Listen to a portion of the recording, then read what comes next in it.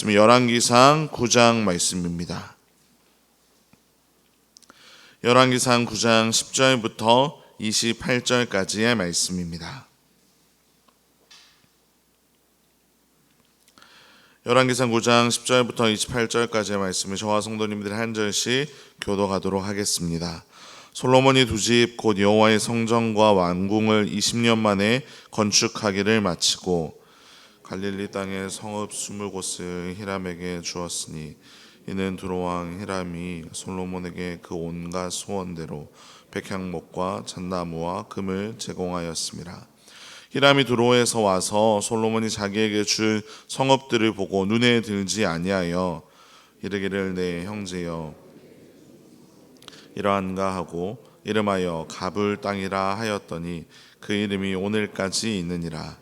히람이 금 120달란트를 왕에게 보내었더라.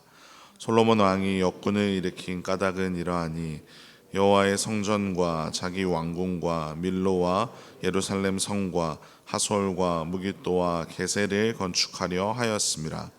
전에 애굽왕 바로가 올라와서 게셀을 탈취하여 불사르고 그 성읍에 사는 가나안 사람을 죽이고 그 성읍을 자기 딸 솔로몬의 아내에게 예물로 주었더니 솔로몬이 게셀과 아래 베드로를 건축하고 또 바알랏과 그 땅의 들에 있는 다드몰과 자기에게 있는 모든 국고성과 병거성들과 마병의 성들을 건축하고 솔로몬이 예루살렘과 예브라몬과 그가 다스리는 온 땅에 건축하고자 하던 것을 다 건축하였는데 이스라엘 자손이 아닌 아모리 사람과 헷 사람과 브리스 사람과 히위 사람과 여부스 사람 중 남아있는 모든 사람 곧 이스라엘 자손이 다 멸하지 못하므로 그 땅에 남아있는 그들의 자손들을 솔로몬이 노예로 역군을 삼아 오늘까지 이르렀을 때 다만 이스라엘 자손은 솔로몬이 노예를 삼지 아니하였으니 그들은 군사와 그 신하와 고관과 대장이며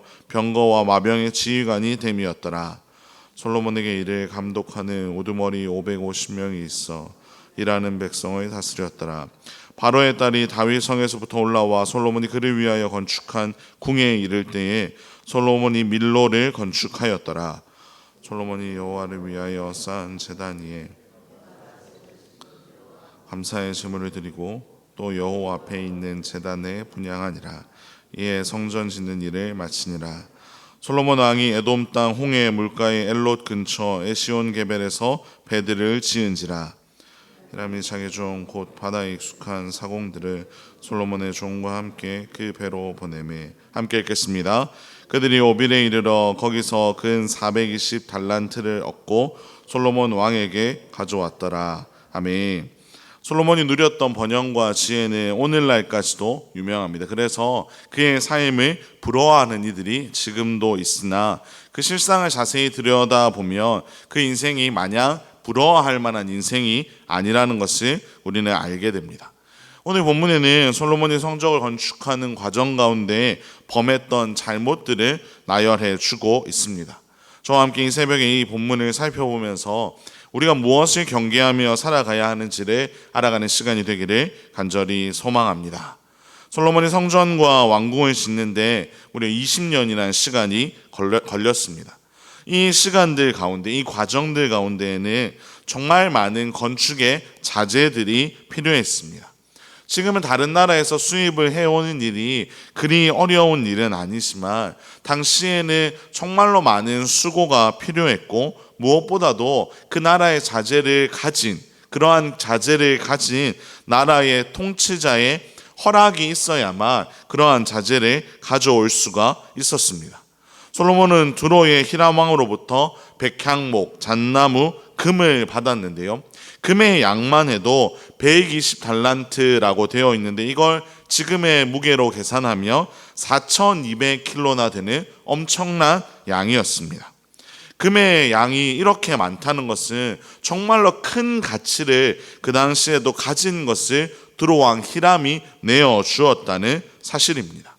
하나님께서 주시는 지혜로 두로왕 히람의 마음을 얻었고 그에게서 엄청나게 좋은 자재들을 솔로몬은 공급받을 수가 있었습니다. 그런데 이렇게 좋은 자재들을 그저 성전을 건축하는 일에만 사용하였다면 좋았을 텐데, 학자들의 추측에 의하면 그 이후에도 수없이 많은 금을 받았던 것으로 보아서 자신의 궁을 건축하는 일에도, 그리고 궁 안에서 사치스럽게 사용할 만한 많은 도구를 만드는 데에도 이 금을 사용하였다고 추측하고 있습니다. 하나님이 주신 지혜를 가지고 다른 나라의 왕들과 좋은 거래를 하는 것도 참 중요한 일입니다. 지금도 하나님이 우리에게 지혜를 주셔서 우리의 삶에 많은 것들을 채워주시기 때문입니다. 하지만 하나님이 주신 지혜로 자신의 욕심을 채우는 일에만 몰두하는 것은 분명히 잘못된 일입니다.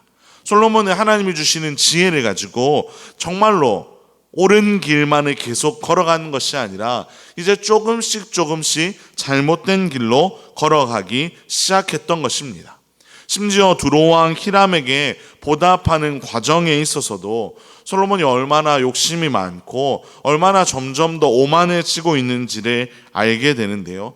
솔로몬은 성읍 20개를 히람에게 줍니다. 그런데 이 땅이 얼마나 초라했는지 가불이라는 이름을 붙이게 되었습니다.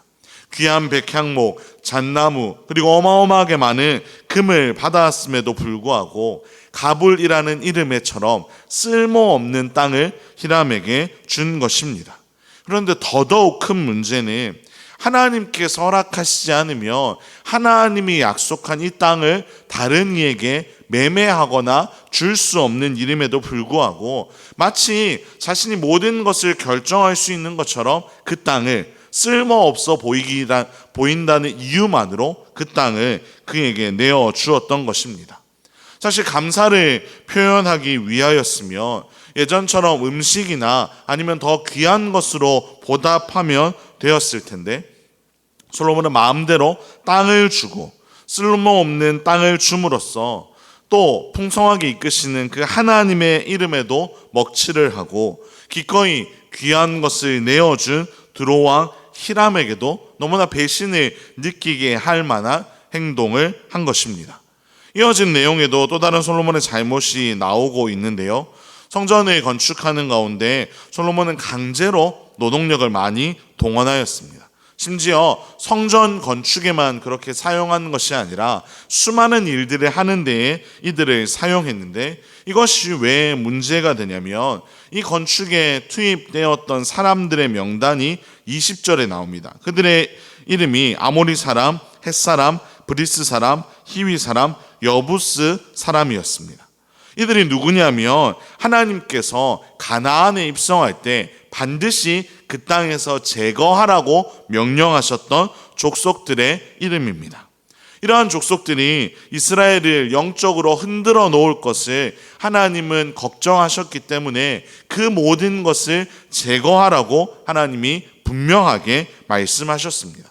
그런데 여전히 이 땅 가운데 이 족속들이 살아가고 있었고, 솔로몬 역시 그들이 살아가는 것을 그냥 내버려 두고 있었고, 심지어 성전을 건축하는 거룩한 일에 그들의 노동력을 사용했다는 것은 정말로 안타까운 모습을 보여주는 것입니다. 나아가 이 본문에서 솔로몬의 아내 바로의 딸이 등장하는 것은 앞으로 훨씬 더 심각한 문제가 발생할 수 있다는 것을 우리에게 암시하는 대목입니다. 성도 여러분, 하나님께서 솔로몬에게 그토록 강조하셨던 하나님의 뜻대로 살아가는 삶에 조금씩 균열이 생겨나고 있습니다. 무엇보다 하나님이 부어주신 복, 하나님이 부어주신 그 지혜를 나라를 통치하고 하나님을 바르게 따라가는 일에 사용하지 않고 점점 자신의 뜻과 사욕을 채우는 일에 사용하는 아주 끔찍한 일까지 벌이고 있는 것입니다. 나아가 자신이 모든 것을 결정할 수 있다고 땅을 마음대로 주는 모습을 보면서 이 판단까지도 점점 더 교만해지는 것을 우리는 발견하게 됩니다. 우리는 오늘 이 솔로몬의 모습을 보면서 우리 자신을 좀 점검해 볼 수 있기를 간절히 소망합니다.